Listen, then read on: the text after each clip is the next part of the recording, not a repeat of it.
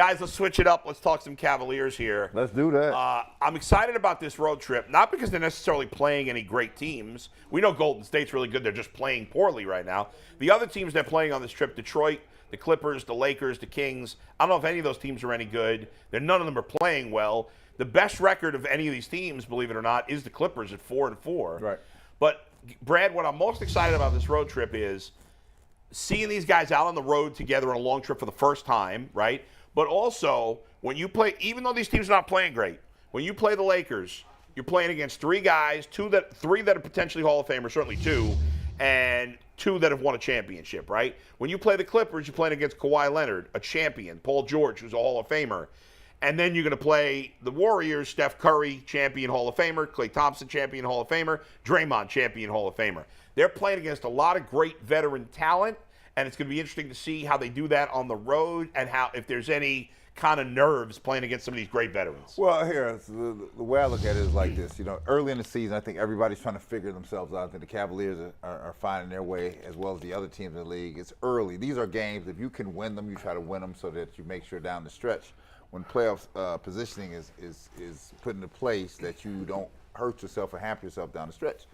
Tonight's going to be a little different, with them playing Detroit. You've got Garland and Donovan Mitchell, who are both questionable for tonight. Donovan Mitchell sprained his knee. Garland sprained his knee in the game against Boston, and Donovan Mitchell turned his ankle. So if I look at it tonight, I don't look for those two to go tonight because I've got the Lakers and the Clippers in the Sunday, Monday next two preceding games. So let them rest. I'd rather have them and take my chances with the Pistons and just see what I do with the Pistons because Pistons have Cade Cunningham, not much else. Right, so you want to sit here, you want to be healthy. The one thing you don't want to do is keep people, you already start out with Garland getting hurt. You don't want this thing to keep lingering on everything that always seems to be a thing. Yeah. Right, so you got to put them in healthy positions.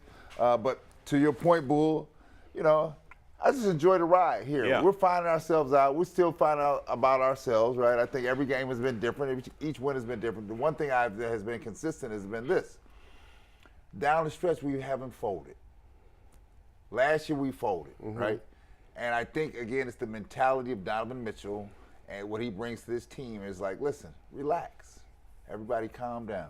Yeah. And I think that carries over to the other guys. And I think Garland alluded to it in his post-game interview after the first game. Mike, as watching that Cavs game against the Celtics, was it Wednesday? Right? I was there. Oh, you were there? I was. The crowd seemed on TV, and Mikey was there, and Anthony were there. They said the crowd felt like a playoff atmosphere. Did you feel that way? It sounds generic because I heard that a lot too, but it really was. I've been going to Cavs games thick and thin forever. I was there during the lean years. I was at the Ricky Davis game where he actually tried to give himself a triple-double. I was at that game. Now, just to get in an empty arena where people couldn't be less interested in the game. They just got some free tickets and stuff like that. And then I was there for those years where we were hopeful, but but it wasn't like it just didn't all materialize, and they were okay. And I was here for LeBron years when we were sleepwalking through the regular season because the playoffs were a foregone conclusion. So the regular season just felt like we were just all hanging out and just waiting for the playoffs. Right. So even that vibe during the LeBron time in the regular season was not this electric.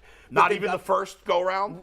No, not even for the first go. Once you had established. So is this the first time since Darty, Price, Nance that I remember the regular season being like so, and the season's young too. We're still meeting this team. We'll get jaded quickly. We always do. But right now, man, it was so loud in there that you can tell that it's actually affecting other teams.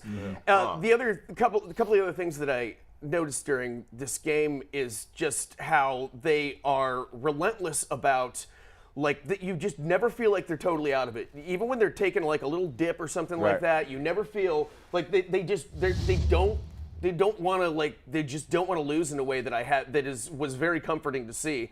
And they always have somebody else who can step up. Kevin Love didn't do anything on the stat sheet in that game, but he was out. Like you can just see him bringing bringing a calm to that court and keeping everything under control and getting everybody pumped up at the right time. He's being a leader that's really admirable right now, and that is not showing up in a stat sheet in a way that I think.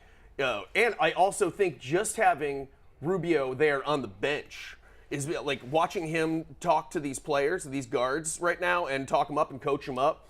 I credit him big time for a lot of Darius Garland's just improvement over last year. He's like the Yoda of the Cavs. He really is, and he hadn't had somebody like that to tell him and to what and now he's like, it's like having an extra coach out there. And it was a really fun and exciting, and I look forward to going to a lot more of those games this year. Let me say this. So I want to be clear about this. It's good to have Rubio back, but don't undersell. Darius Garland's father, Winston Garland, was a hell of a player. Yeah, a hell of a player, right? Sure. So he coming from the apple don't fall far from the tree, right? What he had last year was the benefit of going down. Sexton going down, which allowed him the growth. The thing now is him to take the next step. In order to get him the next step, he's going to get that knowledge from Donovan Mitchell, right? Because Donovan Mitchell has been to the next step. Garland, and he alluded to it after the game. Donovan Mitchell has been places that they haven't been. They want to go. Sure. And the only way you learn that is when you sit there and you're under the tutelage of somebody. Now, what I saw this going down the stretch here, I was very keen to see how would Garland and Donovan Mitchell play together, especially after Donovan Mitchell had been on a tear bull. He had been on a tear. Yeah, right? Yep. As it was going to relinquish the tear. Yeah. And he relinquished the tear to give Garland room and space. And he still ended up with 23, 24 points. I said, here's the deal. And Garland did his thing. Now, the thing is, you're starting to see the commentary from across the country. Did you see Eddie Johnson? I follow Eddie Johnson. Eddie Johnson comment the other day was like this. He was like, I was keenly watching this Cavaliers-Celtic game. He said his thing to the final comment in his tweet was this: the Cavs are now a clear and present danger. Yeah. Right? Yeah, Well, Brad, let me ask you this. How important is it, right? Like, obviously, when Kyrie was here with LeBron, immense talents, but they didn't get along that well, and they were able to overcome it just because they're so good. Right. But generally, when you have two guys like this who are both want the ball to some degree, right? It's important that they have that good chemistry, good relationship, and it seems early at least that they really like each other. You got to have it. Isaiah Thomas, Joe Dumars, great chemistry. Yeah. Chicago Bulls team, great chemistry. There are plenty of talented teams across the board, and they don't really mesh and hang together. Well, look at the Lakers that. right now. And so what happens is you get some success, but you get the total buy-in when everybody's tissue is connected. Yeah. Like, I feel like you're an extension of me, right? I want to see G have some success. I want to see Mike have some success. I want to see Bull have some success, right? And I'm comfortable with you having success because it doesn't demean what I bring to the table. Right. That's right. That's Brad, let me, and I just was thinking about this last night. I don't know how good the Cavs are if Darius Garland and Donovan Mitchell don't play, right?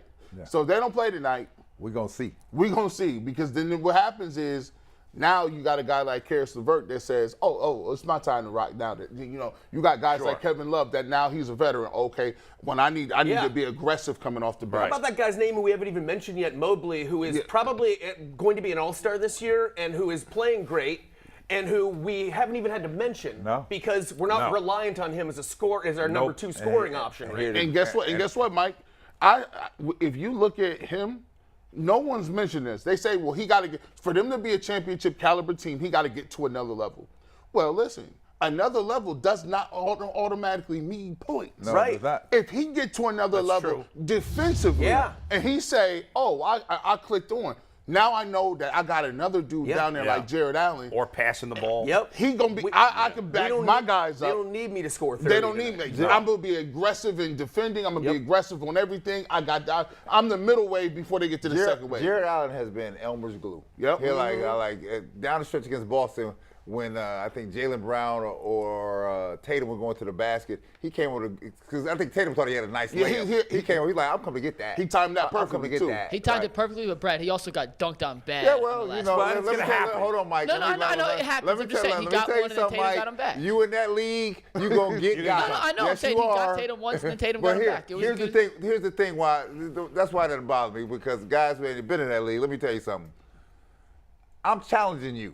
I'm coming to get you, right? Sometimes you'll win. I'm coming to get you, and sometimes you're going to lose it, right? Yep. But the one thing I'm not going to be afraid of, this is what I hate to see, Mikey. I hate to see when guys bail out on it. Yeah. No, you come get this. Get out of the way. Come get I'm this. not saying I'm just saying he got him once and then Tatum got him back. Well, it was a good trade-off. Two elite a guy who's an elite guy attacking the rim and an elite rim defender. Let me tell you they something. Met at the rim I twice want you to and know. each one I won want a you to battle. know this. Jared Allen does his job here. You gonna get challenged down this pipe. Yeah. You coming down the pipe? Here it Ain't is. nothing easy. I'm gonna be waiting for you. Now the only difference here, Mikey, when like with the Pistons, they're gonna lay you out. Not only challenge you, but they're gonna lay you out. The rules don't allow me to lay you out now. And you know the best thing about it is when Allen, see that next level when they start putting together defensive rotations together where you got to see Mobley, then you got to see Allen, and they start getting rid of that mid-range teardrop stuff, it's gonna be a problem. This reminds me of late '80s Cavaliers. Because I'm gonna tell you who would challenge you. I love hearing that. I said. It wasn't so much Brad challenging you, but it was Nance and Hot Rod. Rod Williams. Brad was clogging it up. Yeah. But Nance and Hot Rod, they come to get it, right? You wasn't getting no finger rolls around the Cavaliers down here. By the way, you had to finish. By the way, Jared Allen, I know it's early. He's third in the NBA in offensive rebounds. To me, offensive rebounds is always about, like, obviously a lot of big guys get offensive rebounds, but offensive rebounds, Brad, isn't that a lot about hustle and want to? Your desire. Right, he's just an animal on the glass. Yeah, and he's just all over the place. And I'm so encouraged because he's dunking everything around the rim. Oh, yeah. I want my bigs dunking the ball. Anytime you He's close, trying to throw it down. He's trying to. It just sets a mentality like, don't put your hand up here, dog. It feels like they're one player away, Right. doesn't it? Like Yeah. not a star, like a Jay Crowder we've talked about. Yeah. They're one player like that away. I think they're it feels filling themselves out. And here, the one thing that I can notice collectively across the people I've come across in this city, people are happy about what's going on. Yeah, down it's fun. There. Yeah, Yeah. it's fun. Fun. Yeah. It's fun. I think It's my daughter sold was out. there. My daughter was there against the Boston, and she was like, "It was great, Yeah. Dad. It was great Yeah. to be It down really there." was. Right. Obviously, the Browns were great on Monday. We'll wrap it on this, but for the most part, they've made people miserable this year. Yes. Whereas And most we years. went straight from the Guardians to the Cavs. The Guardians had a really fun season. Yeah. And now the Cavs are having a really And fun all season. goodwill for both of them. Yes. And here's one of the main things. You guys just said it too. Yeah. This team's having fun. You can tell that They're having fun, and we're having fun watching We're having them. fun watching them, Yeah. and it's like if you get a chance to see this team, you should go and see them live too, because it's a blast. It really is watching them in person.